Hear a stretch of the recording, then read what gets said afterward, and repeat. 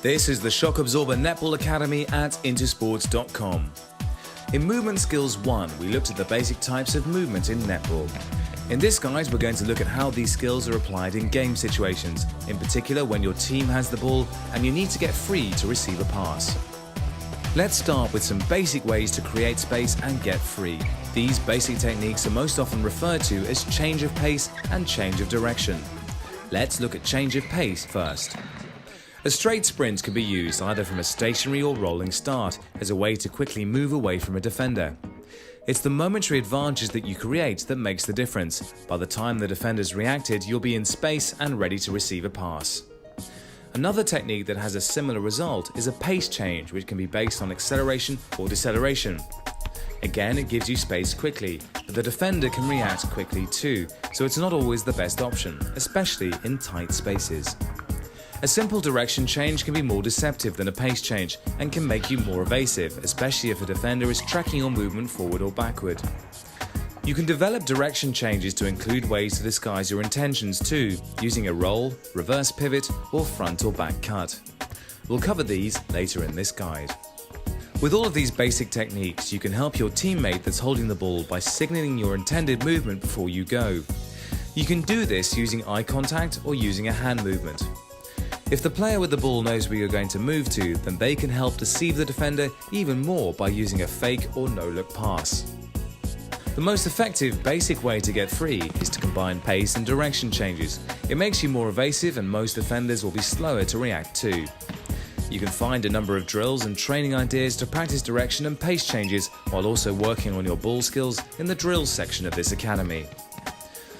So that's the basic ways to get free covered. Now let's look at some more advanced techniques that you can use. The hold and lunge can be used when you have clear space behind you or to the side, and it's used most frequently by attackers in the circle to secure the ball and a chance to shoot. As the name suggests, the hold and lunge technique allows you to hold a position and lunge to receive the ball. The setup position in relation to the defender will vary according to which direction you want to lunge to receive the ball. With the defender ball side, if you want to receive the pass directly behind the defender, then you'll need to move into a T position with your body side on to the defender's back. From this position you can lunge sideways, keeping the foot closest to the defender grounded and providing a barrier to prevent them moving across. If you're looking to catch the ball to the side of the defender, then you'll need to set up so that your front is facing their back.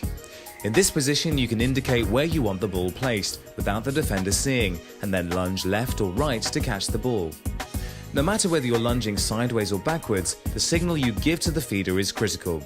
If you call out left or right, then the defender will immediately know your intentions. Instead, you'll need to work with the circle feeders, the center, wing attack and goal attack to develop ways to signal where you want the ball placed, using eye contact or hand gesture. Even better, the feeder has to read the situation and see where is best to pass to. They actually have a better position to see the options than the attacker, who for example may not see another defender hovering behind the receiver, then just has to adapt to the pass and catch it. Now let's look at some more advanced direction change techniques. The front and back cut combine a pace and direction change to evade a defender, particularly when their head is turned or you have a little clear space between you. It's important to read the play before you make a front or back cut, so that you time your movement to run onto a pass and avoid contact with the defender. For a front cut, move to run behind the defender, and then as the defender moves into your path, to stop your progress, make a short, sharp change of direction and accelerate past them, cutting in front to receive the ball down the court. For a back cut, move to run in front of the defender, and then as the defender moves into your pathway to stop your progress, complete a short, sharp change of direction and accelerate past them, cutting behind to receive the ball down the court. Next, let's look at a reverse pivot. The reverse pivot is a great way to evade a close defender that's ball side, where you have room to move left or right. As the name suggests, you pivot sharply inwards on your inside foot so that you rotate round to face outwards, then sprint out at a flat or 45-degree angle to receive the pass. You pull back the outside shoulder and foot to turn, pivoting on the foot closest to the defender. The first stage of the move is to plant your leading foot wide as a visual cue to wrong foot the defender, and then push off back in the opposite direction.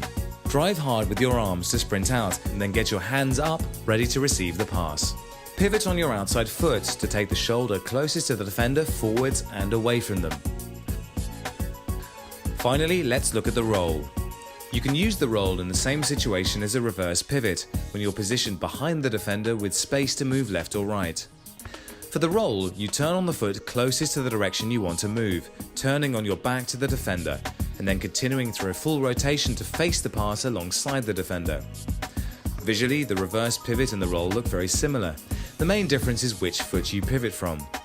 With a roll, you roll away from the defender, pivoting on the foot closest to the direction you're moving towards, whereas a reverse pivot uses the outside foot to deceive the defender before pushing off and moving back in the opposite direction.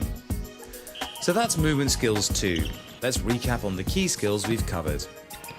There are 2 basic ways to create space and get free from a defender, using a change of pace, a change of direction, or a combination of the 2.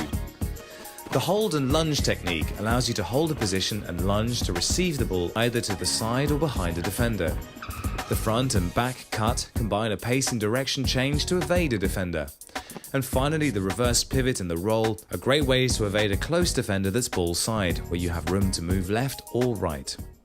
So now that you've widened your knowledge of ways to get free, why not look in the drills section for a practice drill that you can use to practice your new movement skills.